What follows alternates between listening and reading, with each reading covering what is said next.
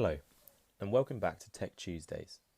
Today, we will be learning about the Lane Departure Warning, or LDW, and Lane Keeping Assist, or LKA. The LDW is a driving assist system that notifies the driver when the forward camera module detects an unintended lane departure by the vehicle. Should the vehicle stray from the intended lane without indicators being activated, an audible and visual warning will be sounded.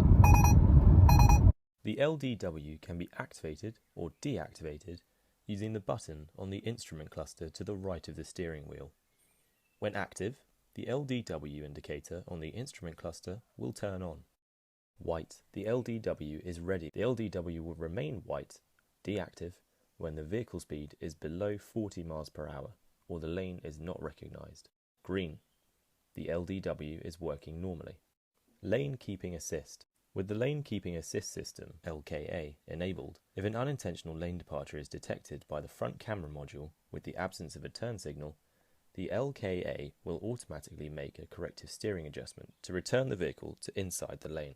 The LKA uses the same indicator and switch as the Lane Departure Warning, which is located on the instrument cluster to the right of the steering wheel. When active, the LKA/LDW indicator on the instrument cluster will turn on. White. The LKA is ready when the vehicle is moving. It will remain white, deactive, when the vehicle speed is below 40 miles per hour or the lane is not recognized. Green. The LDW is working normally. Lane departure warning systems can be found in the Musso Rhino long wheelbase and the Rexton.